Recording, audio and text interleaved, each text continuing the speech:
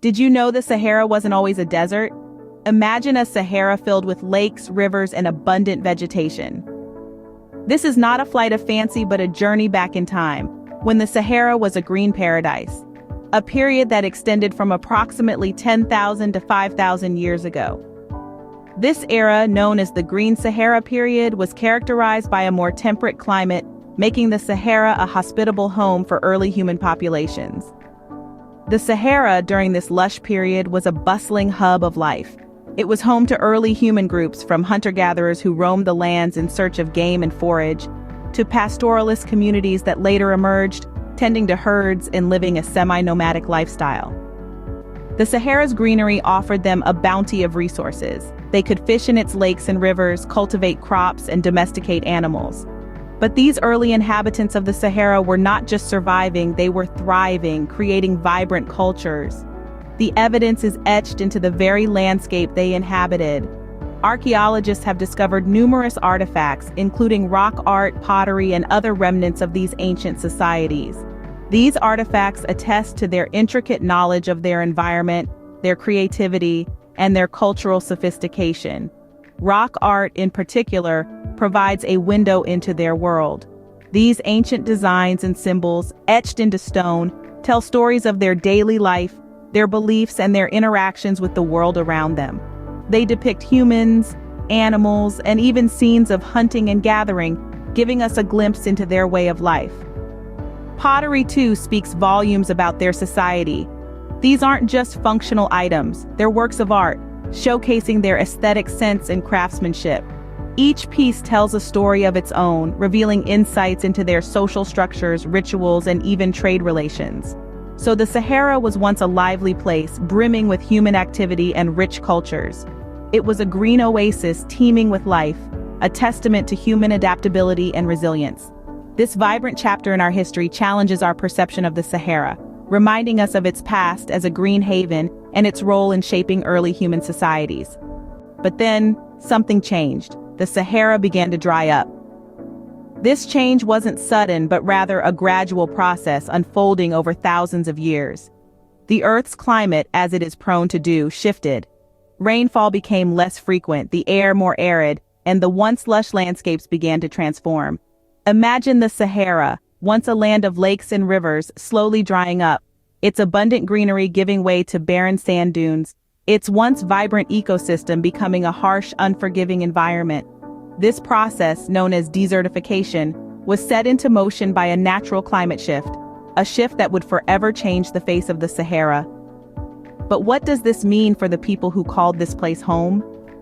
As the greenery disappeared, so too did the resources necessary for survival. Water became scarce, crops failed, and the abundant wildlife that once roamed the region dwindled. The Sahara, once a haven for early human populations, was becoming inhospitable. This forced the inhabitants to make a choice: adapt or migrate. Some groups, demonstrating the resilience of the human spirit, learned to survive in this new, harsh environment. They became nomads, constantly moving, following the seasons and the scarce resources that remained. They learned to navigate the vast desert, to find hidden water sources, and to survive the harsh desert nights. Others, however, chose to leave. They migrated to regions where water was still abundant, where crops could still be grown, where life could still thrive. These migrations were not easy. They involved long, arduous journeys, often fraught with danger. But for these people, the promise of a better life, of a chance to survive, was worth the risk. From a green paradise, the Sahara was turning into the arid desert we know today. This transformation, driven by the natural shifts in the Earth's climate, had profound implications. It not only changed the landscape, but also the lives of the people who called it home. It forced them to adapt, to migrate, to find new ways of surviving. And in doing so, it shaped the course of human history. As the Sahara became increasingly inhospitable, where did the people go? Well, they moved in a variety of directions, driven by the need to adapt and survive. Some groups ventured north into the Mediterranean region, contributing to a fusion of cultures in North Africa and Southern Europe. Others were drawn south to the Sahel region, where the savannas and grasslands provided a more hospitable environment.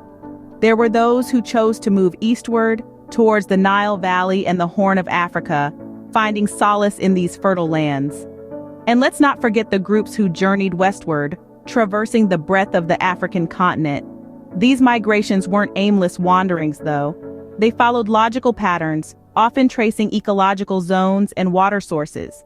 This led to the formation of trade routes and fostered cultural exchanges between different regions. So, in essence, these migrations were not random, but a survival response to the transforming climate. The desertification of the Sahara didn't just change the landscape, it shaped civilizations. Imagine a time when the Sahara, now a vast desert, was once green and thriving. It was home to ancient civilizations like the Garamantes and the ancient Egyptians. But as the Sahara turned arid, these civilizations faced a formidable challenge. They were forced to adapt or perish, and their choices left indelible marks on human history. The Garamantes, an advanced civilization that existed around 2,000 years ago, were ingenious adapters. They developed sophisticated irrigation systems, drawing water from deep aquifers to sustain their communities in the heart of the desert. Their civilization flourished for centuries, demonstrating the remarkable resilience of humanity in the face of climatic adversity. Meanwhile, the ancient Egyptians, whose civilization rose along the fertile Nile Valley, were not directly in the Sahara but were significantly influenced by its transformation. The drying of the Sahara may have pushed populations towards the Nile, contributing to the cultural and demographic complexity that characterized ancient Egypt. As the Sahara turned into a desert, some cultures declined, their vibrant histories gradually buried under shifting sands. But others found ways to thrive along the desert fringes, where oases and trade routes offered opportunities for commerce and cultural exchange. These societies became the bedrock of civilizations, their tales of adaptation and survival woven into the fabric of human history. The Sahara's transformation to a desert had far-reaching consequences, shaping the course of human history. In a nutshell, the Sahara's transition from green to desert was a game-changer. Once a lush landscape, the Sahara's shift to an arid expanse due to climate change compelled human societies to adapt or move. From early hunter-gatherers to later pastoralist communities, the inhabitants had to navigate the desertification, leading to various migrations and impacting civilizations. The Sahara story is a testament to the resilience and adaptability of human societies in the face of changing climatic conditions.